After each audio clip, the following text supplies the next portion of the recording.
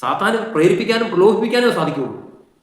ഒരു മനുഷ്യന്റെ ജീവിതത്തിൽ ഒരു അനുഗ്രഹം തരാനായിട്ട് അവന് ഒരിക്കലും സാധ്യമല്ല. കാരണം അനുഗ്രഹം എന്ന് പറയുന്നത്, പുരോഗതി എന്ന് പറയുന്നത്, കൃപയെന്ന് പറയുന്നത്,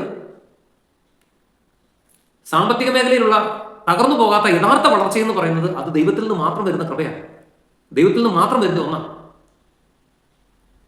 അതുകൊണ്ട് നിന്നിൽ ദൈവം നിക്ഷേപിച്ചിരിക്കുന്ന ആ ഏറ്റവും അമൂല്യമായ ആ മാണിക്യക്കല്ല്, ആ രത്നം, അമൂല്യമായ രത്നമാണ് നിന്റെ ഉള്ളിൽ ദൈവം നിക്ഷേപിച്ചിരിക്കുന്ന ആ വിശുദ്ധി എന്നുള്ള സത്യം നീ ഒരിക്കൽ കൂടി തിരിച്ചറിയണം. എന്നിട്ട് ആ വിശുദ്ധി നഷ്ടപ്പെടാതിരിക്കാനായിട്ട് മാത്രമായിരിക്കണം നീ സാത്താനുമായിട്ട് യുദ്ധം ചെയ്യേണ്ടത്.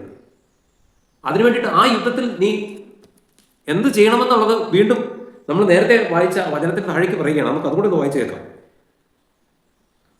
അതിനാൽ ദൈവത്തിന്റെ എല്ലാ ആയുധങ്ങളും ധരിക്കുവിൻ, നന്മയുടെ ദിനത്തിൽ ചെറുത്തു നിൽക്കാനും എല്ലാ കർത്തവ്യങ്ങളും നിറവേറ്റിക്കൊണ്ട് പിടിച്ചു നിൽക്കാനും അങ്ങനെ നിങ്ങൾക്ക് സാധിക്കും.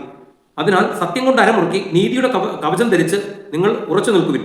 സമാധാനത്തിന്റെ സുവിശേഷമാകുന്ന ഒരുക്കമുള്ള പാദരക്ഷകൾ ധരിക്കുവിൻ. സർവോപരി ദുഷ്ടന്റെ ജ്വലിക്കുന്ന കൂരമ്പുകളെ കെടുത്തുന്ന ഇതിന് നിങ്ങളെ ശക്തരാക്കുന്ന വിശ്വാസത്തിന്റെ പരിച എടുക്കുവിൻ. രക്ഷയുടെ പടത്തൊപ്പി അണിയുകയും ദൈവവചനമാകുന്ന ആത്മാവിന്റെ വാൾ എടുക്കുകയും ചെയ്യുവിൻ. Praise the Lord. ഹല്ലേലൂയ. പ്രിയപ്പെട്ടവരെ, വിശുദ്ധി നഷ്ടപ്പെടാതിരിക്കാനായിട്ട് സാത്താനുമായിട്ടുള്ള യുദ്ധത്തിൽ ജയിക്കാനായിട്ട് എടുക്കാൻ പറ്റിയ ഏറ്റവും വലിയൊരു ആയുധമാണ് വചനം. വചനം വായിക്കുകയും വചനം പഠിക്കുകയും ചെയ്താൽ ദൈവത്തിന്റെ ആ ശക്തമായ കരം നിന്റെ മേലുണ്ടാവും.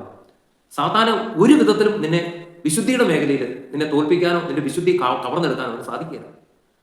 അതുകൊണ്ട് ഈ വീഡിയോ നിങ്ങൾ കാണുമ്പോൾ ഈ വീഡിയോ നിങ്ങളുടെ പ്രിയപ്പെട്ടവരിലേക്കും കൂടെ ഒന്ന് എത്തിച്ചു കൊടുക്കാനായിട്ടുള്ളൊരു പ്രേക്ഷിത ദൗത്യം നിങ്ങൾ ഏറ്റെടുക്കണം. ഇന്ന് ഈ വീഡിയോ കാണാൻ ഇടവരുന്ന എല്ലാ പ്രിയപ്പെട്ട മക്കളെയും ഈശോ സമൃദ്ധമായിട്ട് അനുഗ്രഹിക്കട്ടെ.